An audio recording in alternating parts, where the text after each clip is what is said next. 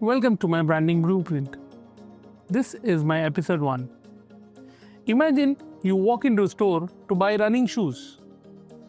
2 boxes, 1 shelf. One is plain white box, no brand name, just says shoes. Price 1600. Right next to it, a Nike box. Same looking shoes, same material, same stitching. Price 9600. Now, to be honest with me, without overthinking, which one do you feel is better? Exactly. Most of us trust Nike. We assume it will last longer and it's more reliable. But here's the uncomfortable question. Why? Is it because of the swoosh logo? No. A sticker doesn't make a shoe stronger. It is because of a feeling you already have about Nike. A feeling built from ads, stories, athletes, reviews, experience, word of mouth, years and years of it. That feeling is a brand. And this is where most business mess it up. I speak to business owners almost every week, and many of them tell me, I think I need to rebrand. So I ask them, okay, what do you mean by that? And they say, new logo, new colors, new website. Let me say this very clearly, and I want you to really hear this. That is not branding. Martin Neumer, one of the smartest people in the branding, said something powerful. A brand is not a logo. A brand is not a product. A brand is a customer's gut feeling about a company. Think of your logo like a flag, but the flag is not the country. The country is the people, the culture, the history. Same way, your logo represents your business, but your logo is not your brand. Now, if you are in B2B, manufacturing or service, this matters even more. You're not selling 1,600 rupees shoes.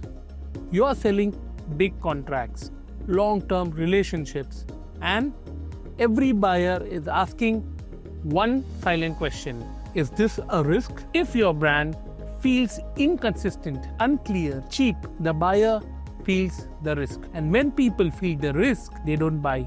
Not because your product is bad, but because their gut says something feels off. So now, let me ask you something. What do you think marketing is? Here's a simple explanation I know. Marketing says, buy me, look at my offer. It's short-term, tactical, lead-driven. Branding says, this is who we are. This is what we stand for. It's long-term, strategic, trust-driven.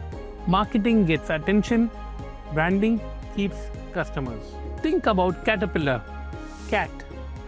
When you see those yellow machines, what comes to your mind? Tough, reliable, built to last. The reputation wasn't built from one ad.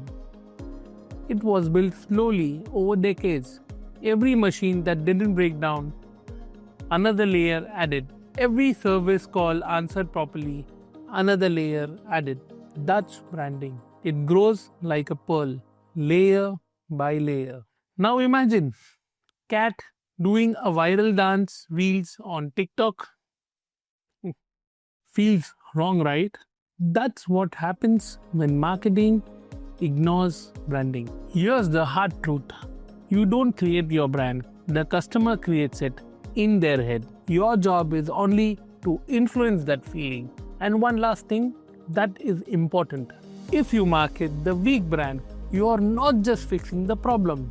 You are just helping more people discover it faster. So, here's your homework for this episode. Call 3 past customers. Ask them just one question. How would you describe us to a friend? Don't defend. Don't explain. Just listen.